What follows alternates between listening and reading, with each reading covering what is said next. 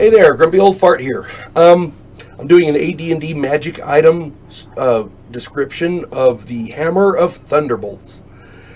The Hammer of Thunderbolts is a very powerful weapon. I've been playing D&D a long time. It's one of the more powerful items in the game. I suggest you read through the description very, very thoroughly. I can guarantee you that at least some of your players have. The description is on pages 168 and 169 of the Advanced Dungeons & Dragons DM's Guide. And a shout out and a great thanks to my subscriber Retro DM Ray for the suggestion to do this video. I couldn't remember how the Girdles of Giant Strength and the Gauntlets of Ogre Power work together, and I was having problems finding it. He very gently reminded me, this old fart, about this hammer, and much appreciation. Keep those comments coming, because I'm not perfect. I do make mistakes. The Hammer of Thunderbolts is a normal, oversized hammer, unless the user has exceptional strength, 1801 and higher, which is usually a fighter type. The user also has to be over 6 feet tall. Now, here's the kicker. In that case, the hammer functions if you have strength, exceptional strength, 1801 or higher, and you're over 6 feet tall. The hammer functions as a +3 weapon and does double damage, which is cool.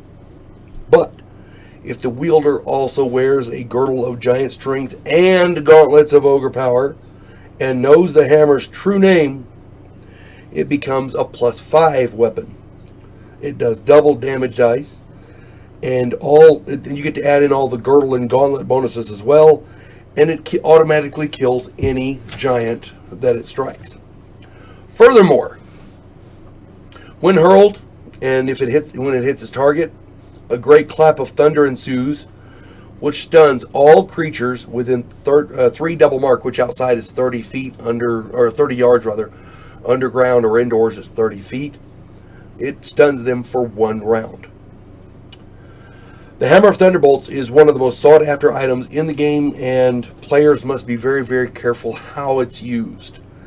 As a dungeon master, I would very, very sparingly use this thing because it can be very devastating for your party as much as for the bad guys. Let me explain. Years ago, I was playing in a game being run by my good friend Donnie.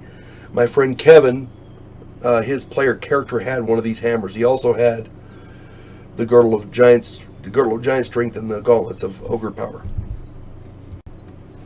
Sorry, still fighting a cold. Anyway.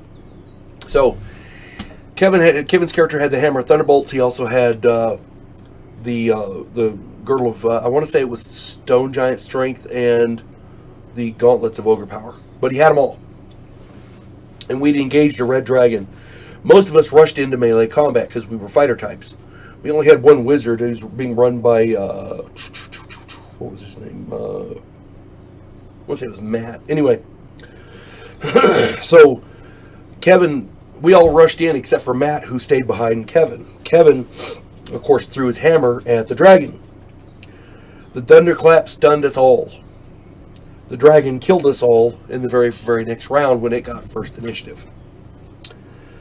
Kevin and my other friend Matt, Matt, that's who it was, were the only 2 player characters to survive because the second hammer strike killed the dragon, and Matt's magic user was basically hiding behind Kevin, so, you know. Yeah, you got to be careful where you put these things if you're the dungeon master, because they can be very, very powerful. They can seriously unbalance your game. Items this powerful can easily be used to the detriment of the rest of the party by accident. So, yeah.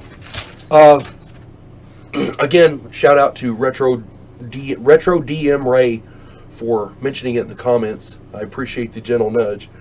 And again, if you enjoy the content for my Dungeons & Dragons videos and my other gaming videos, go to my channel, Grumpy Old Gamer, and subscribe there so you'll be sure and keep getting them all. Sometimes my political stuff gets tagged on my other channel, so we're going to start putting our gaming stuff over there as well. So that way you can still keep getting the content. Hope this finds everybody well. You folks have a good day. God bless one and all.